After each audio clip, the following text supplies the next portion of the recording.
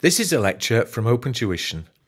To benefit from the lecture, you should download the free lecture notes from opentuition.com. Well, up until now, when dealing with companies and the preparation of a corporation tax computation, we've only had to deal with a single company. Now we know the contents of that corporate tax computation, but what happens when we've got to deal with a group of companies? Now you'll probably be familiar with groups from your financial reporting and financial accounting exercises there. You may also be familiar with the idea that in corporate reporting, we have consolidated accounts. Well, don't panic at this particular point in time, because there is no taxation equivalent of what we do in consolidation in financial reporting. What we have is that every company, whether a single company or in a group of companies, every company has its own individual corporation tax computation. But there will be implications felt by companies that exist within a group structure.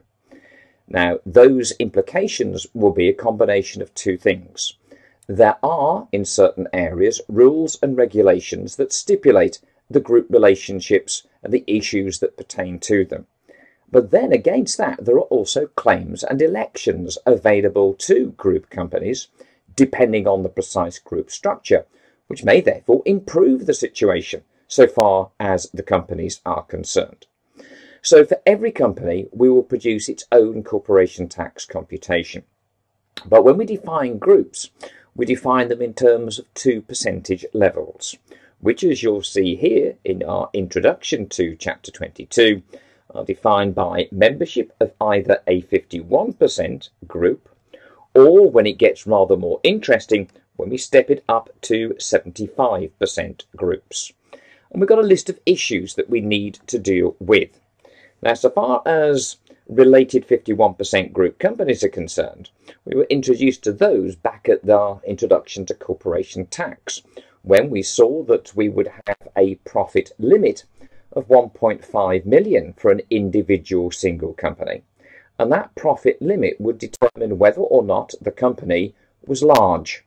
And the context of being large has no effect these days in terms of corporate tax rates. There's only one, 20%.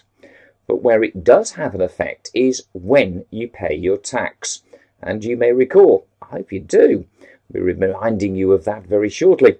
But if you are a large company, then you may be required to make quarterly instalment payments rather than merely making payments of your corporation tax 9 months and 1 day after the end of the accounting period. But that profit limit of 1.5 million exists for a single company that has a 12-month chargeable accounting period. If you are in a group and there are therefore related 51% group companies, then that profit limit must be divided by the number of related 51% group companies that exist for each of the companies within the group. So there, bad news, as it were, being a member of a group, because if we have a reduction in the profit limits, then there is a greater chance that a company is going to have to make quarterly instalment payments. And very obviously, we don't want to do that. We don't want to be paying that tax sooner than we have to. So bad news there. What we'll also see is another rule and regulation that applies is about, in capital allowances, the availability of our AIA, where what will happen is, again, there will be one AIA for the entire group. Now, having said that, one AIA for the entire group, what the group may do is to choose where to apply the AIA. Now, we know that we're looking at an AIA level these days of £200,000 based on a 12-month accounting period. So if within the group you had more than £200,000 of qualifying expenditure, you get to decide where you would want that.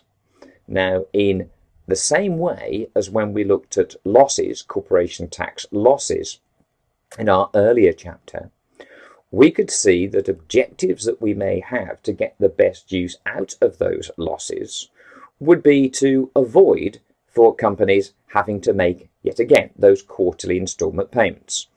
Think what losses do, think what capital allowances do.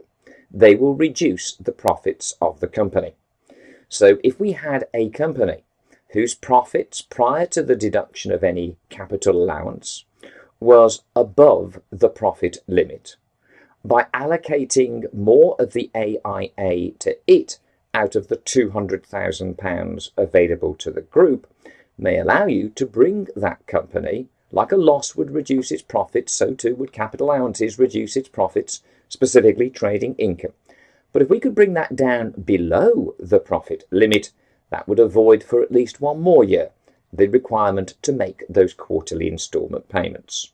So again, there will be logic about how and where we apply the available AIA, but one AIA split between the group members. We then got, in terms of the 51% group relationships, good news, an election, a claim that is available for companies to go into a group VAT registration. Now, the details of that, as you can see there, are to be found in our last technical chapter as such, in terms of taxes, and that's chapter 25. But it's a simple enough concept. If you have got lots of companies within the group and their taxable supplies require them to be VAT registered, then without any group VAT registration, each company would have to be individually VAT registered, accounting for its own input and output tax. And if there were intra-group transactions, where a standard rated supply was made by one group member to another, then output tax would have to be charged on the sale, and the buying company would seek to recover the input tax. Now, if we wish, we can choose which of our 51% group companies will go into a group VAT registration. And what it means is, rather than each individual company preparing its own individual VAT return, guess what? We can produce one group VAT return for those companies within the group VAT registration. But there's a decision to be made there. You get to choose which ones go in, which companies that is, go into the group VAT registration and which stay out. Well, in chapter 25, when we deal with that, we'll look at decision making, at how we might decide which companies to leave out. Because on the face of it, it would seem like a good idea. If we've only got one VAT return to do rather than several, administratively, that seems like a good idea.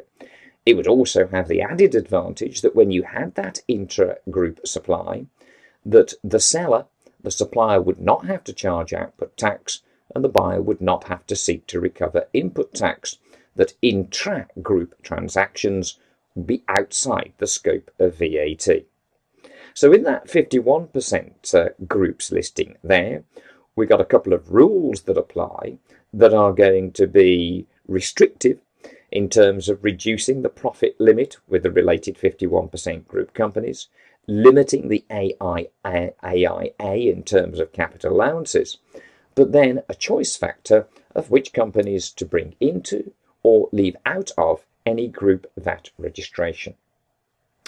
But things do get rather more interesting, and hence most questions, therefore, specifically on groups, would deal with these two areas.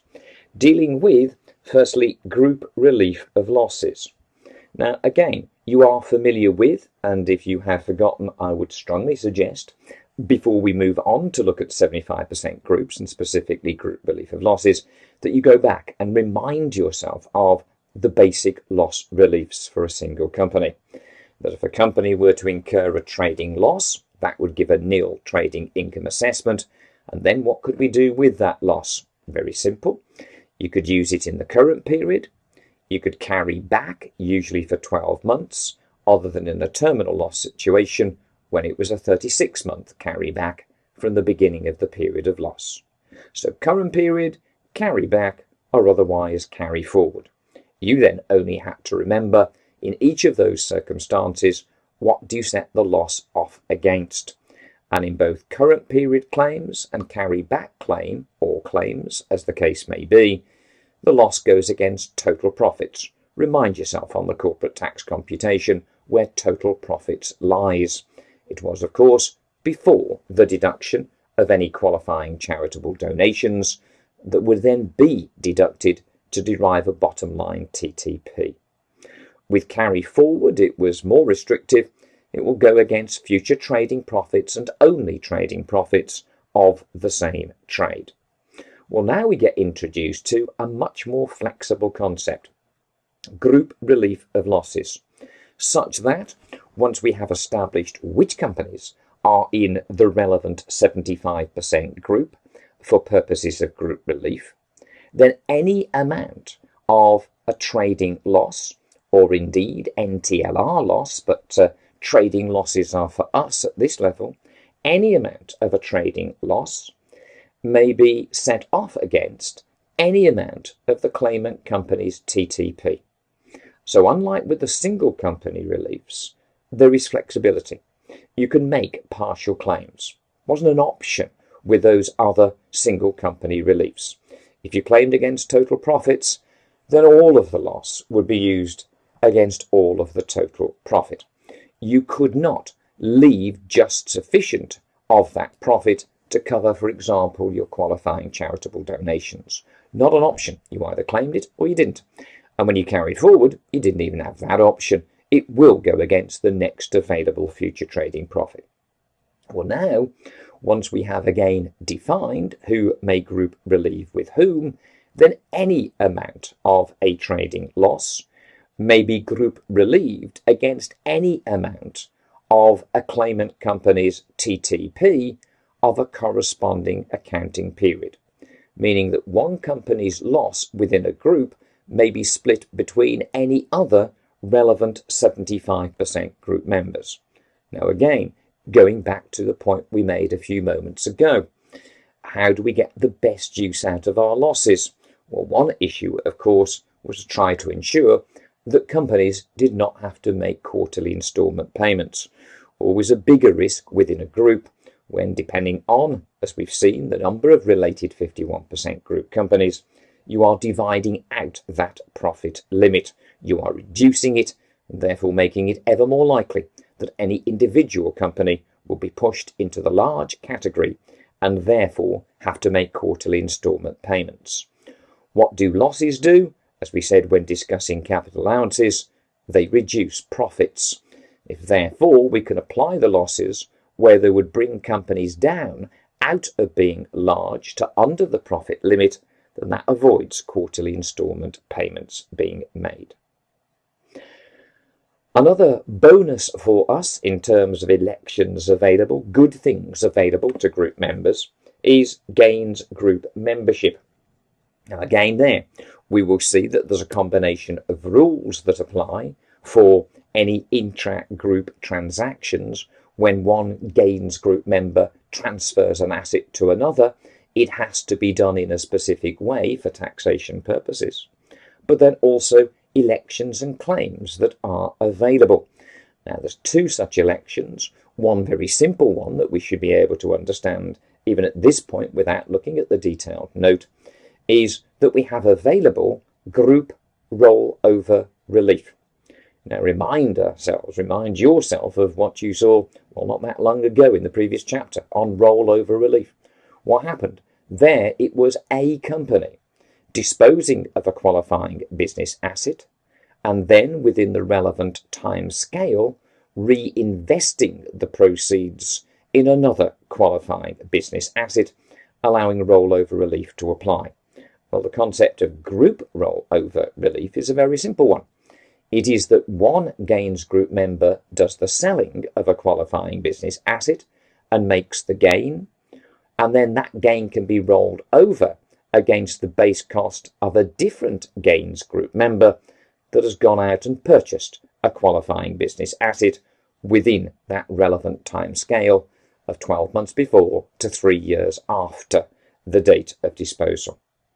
So our rules with groups is a combination of restrictions as regards you will do this way and it will have these consequences, and then notably, most specifically with 75% groups, the ability to get group relief of losses and also membership of a gains group, allowing therefore a better situation as regards the use of capital losses against capital gains and also the ability to have group rollover relief.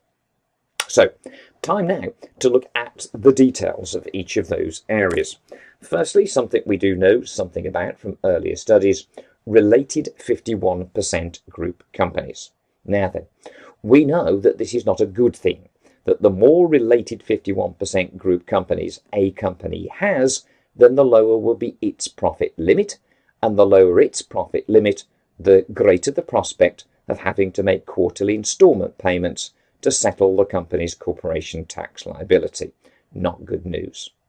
So how do we define them? Well, as we can see here, companies are related 51% group companies if one company is a 51% subsidiary of the other, or they are 51% subsidiaries of another company. A company is a related 51% group company if the parent company owns directly or indirectly more than 50% of the share capital of the subsidiary company when at the end of the previous chargeable accounting periods. For this purpose, dormant companies are excluded, but overseas companies, even though they will not themselves be subject to UK corporate tax on their overseas profits, they are included there. So we need to look at, for determining the profit limit for each group company within our group for the current accounting period, how many related 51% group companies were there at the end of the previous chargeable accounting period. As we know, the implications are that our profit limit of 1.5 million for a single company, used to determine whether the company is large and therefore required to make quarterly instalment payments, that is now to be divided between the number of related 51% group companies. Now then, this can get just a little bit more interesting in terms of what will be the profit limit for each group member when we look not just at a group where there are direct subsidiaries, but also where there are indirect subsidiaries. That does make life a whole lot more interesting, shall we say. So, here is a little group structure, or most of it at least, that I prepared earlier. So we're dealing with, for the Villa group of companies, the accounting year ended 31st of March 17.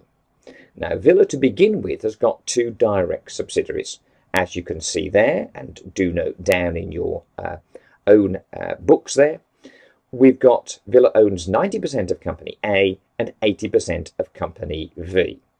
Now, very clearly, therefore, Villa A and V are related 51% group companies. But what now is the relationship of A to its, as it will be, subsidiary company F, and V to C? Well, I'll tell you here that A owns 80% of F and V owns 60% of C. Now, in relation to our related 51% group companies, what we've done now by having indirect subs is to make it a whole lot more interesting in terms of determining the profit limits for each of these companies. As we will see, Villa is related to A and V, obviously, because the direct link there is 90% and 80% respectively. Villa is also a related 51% group, in a related 51% group relationship with company F. Why? Because 90%, as we have there, of 80% is an effective 72%. Therefore, going back to the point that we had in our notes, let's just return to that. It says that we have got the company owns directly or indirectly more than 50% of the share capital. So looking at the link from the principal parent company, Villa, down to F, does Villa indirectly own more than 50%? Yes, it does at 72. So looking at that at the moment, all four of those companies are related 51% group companies, therefore requiring the profit limit for each at this point to be divided by 4. But Villa, A, V, we've got direct and then down to F, indirect, 51% group relationships. So they're all related 51% group companies. The interesting issue arises with the relationship from V to C, 60%. Now that is more than 50%. But the problem so far as Villa is concerned is that 80% of 60% is an effective 48%. So company C is not a related 51% group company of Villa. It is, however, a related 51% group company of its parent company V, which now means that we've got differing numbers of related 51% group companies for the different members of the group. Let's have a little look at them and who we've got. Right, Villa is related to A, to V, to F. So far as Villa is concerned, there are 4 related 51% group companies. Villa is not related to its sub-subsidiary company C. And the same will apply with A and F. A and F are a part of the Villa group here. They are therefore linked also to Villa through the to V rather, through the 80% shareholding that Villa has in company V, but not to company C. So for Villa, oops, let's see if we can get this written down. There we go. For Villa, company A and company F, they are in a group also with company V, which equals 4 related 51% group companies. 4 related 51% group, well, yes, companies there, not groups. Let's just put that, group companies there. Now then, what makes this, as I say, even more interesting is company V is related not just to Villa, to A and to F, but it is also related to its own 51% plus subsidiary, company C. So for Villa, for A, for F, there are 4 related 51% group companies, which equals therefore profit limit for each 1.5 million divided by 4 is £375,000, I think. But for company V, we've got 5 related 51% group companies. Why 5? V is related with Villa, A and F, that is 4 of them, plus V is related to its own direct 51% subsidiary, company C, so it's got 5. Therefore, for it, company V, its profit limit will equal 1.5 million divided by 5, and that therefore will be £300,000. And if that wasn't interesting enough, what about company C? It is only related to its parent company, company V. It's not related back to the principal parent company Villa, and through Villa, therefore, to companies A and F. So far as company C is concerned, there are how many related 51% group companies?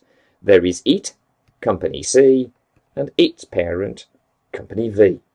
Therefore, there are 2 related 51% group companies, which means its profit limit, 1.5 million divided by 2, equals 750,000. So there you go. 5 companies exist within the Villa group. Villa's direct subsidiaries, A and V, and its indirect subsidiaries, F and C. What causes the problem, and therefore the differential in terms of profit limits, to be used in the various companies' corporation tax computations in determining are they large or are they not, is the fact that the relationship from Villa down to their company C is only an effective 48%. We don't have effective 51. However, V does have effective 51 with company C, hence 5 related 51% group companies so far as V is concerned. It is related to all the other members of the Villa group. And C, down there on its own, only related to its principal, its parent company, company V there. So we end up that when doing the corporate tax computations for Villa, A and F, we have to use profit limits of 375,000 based on the fact that they are within a related 51% group of 4 companies, themselves along with company V. Company V, on the other hand, is also related to its company, its direct subsidiary, company C, so it's got 5 related 51% group companies. Therefore, it, company V alone, will have a £300,000 profit limit. And finally, company C only has 1 related 51% group company related to it, its parent company V, so there are 2 related 51% group companies, therefore £750,000 of profit limit. That makes it a whole lot more interesting relationship so far as related 51% group companies are concerned. Clearly, if you had only direct subsidiaries, you're not going to get this differential. All of the companies will have the same profit limit. But where we have indirect subs and we fail on 1 or more, the effective 51% test, you're going to end up with different profit limits for different group members for the accounting period. The other issues to be aware of would be that those relationships will only be that if they were all in that group structure as at the end of the previous period. So as this is the year ended 31st of March 17, that relationship that we see there on the diagram has to have been in existence at the 31st of March 16, the end of the previous accounting period. If we had bought, for example, company C part way through the accounting period, then it would not be related with the Villa Group, therefore not with V, for this accounting period. It would only be related with company V in the next accounting period. So we do not include, in determining the profit limit to use for our group companies this period, we do not include the companies that were acquired part way through the current accounting period. We will include those companies that were sold off part way through the accounting period because they would have been within that group at the end of the previous chargeable accounting period. So that's our relevant date, the end of the previous chargeable accounting period. Okay, let's go back to our notes. Again, make sure that we've understood it. Who are we related to in the context of related 51% group companies? If the parent company owns directly or indirectly more than 50% of the share capital. So when we've got indirect relationships, if we're going to have the principal parent company, Villa in our group, and company C as related 51% group members of the same group, the effective relationship between them has to be a minimum, well, more than 50%, we'll call that 51. Okay, now you've got a very much more simple example there, example 1, for you to have a go at. So have a little go at that, establish your answer to it, review that in the back, and then come back to me. But just pause at this point in time.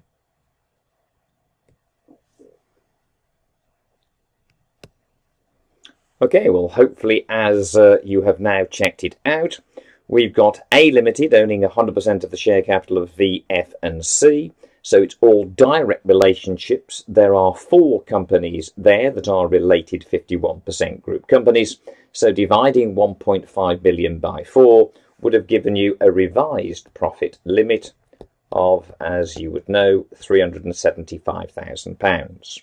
If the TTP is therefore 400,000, then for this accounting period, the company is indeed large. We do make the point that although I've given there the taxable total profit, what it is that we compare with the profit limit is the augmented profit. And the augmented profit is your TTP plus any dividends received from non-subsidiary companies. Any dividends received from non-subsidiary companies. We do not include, in deriving augmented profit, we do not include dividends from subsidiary companies. They are ignored. Dividend income from a subsidiary isn't just exempt, it does not also go in determining augmented profit that may impact, therefore, on the size of the company. So here, if the company A Limited, as we had, if it had a TTP of 350,000, so just below 375, it may still be large if we were talking about any dividend income in excess of £25,000, which raised its augmented profit above its revised profit limit of 375. So it's augmented profit that we compare with that profit limit. Okay. Just on these 51% group relationships, as we said, we'll look at the group VAT registration in Chapter 25, but understand, for purposes of group VAT registration, we are talking about where indirect subsidiaries exist, a different rule to that which we applied so far as related 51% group companies are concerned. Such that as long as each direct link between a parent and a subsidiary, as long as each direct link is more than 50%, then group VAT registration is available. So when we saw our relationship of Villa to A to F, from Villa to V to C, this relationship here is 80% more than 50. This relationship from V to C is more than 50, so company C would be included within the eligibility for group VAT registration. So we've got a different rule when we look at group VAT registration. All we've got to do is to look at direct links to establish that group structure. So there, Villa owns 80% of V, V owns 60% of C. Each direct link is more than 50, so those companies are entitled to be in a group VAT registration. The other issue for 51% groups, availability of AIA, then again it's just a basic group relationship that needs to exist, the same as we've just explained with group VAT registration. So all 5 companies in the Villa group, Villa, A, V, F and C, all 5 of them, therefore, would be in a group, and therefore only one AIA would exist for all of those companies. That would be £200,000 to be divided there, in our Villa Group example, between the 5 companies within the overall Villa Group of companies. How you split it was up to you, and again, the logic, same logic as we've demonstrated in terms of loss reliefs. You'd be looking to reduce profits down out of the large company status by reducing the profits down below the revised profit limit for each company in question. So as long as they had qualifying expenditure, you get to decide within the group how much of your available 200,000 AIA would go to each such company.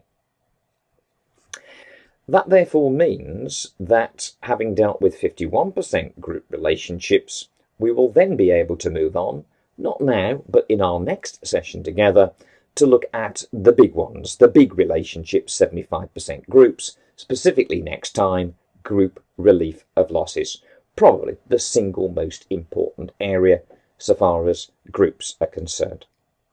We look forward, therefore, to telling you all about group relief in our next session together.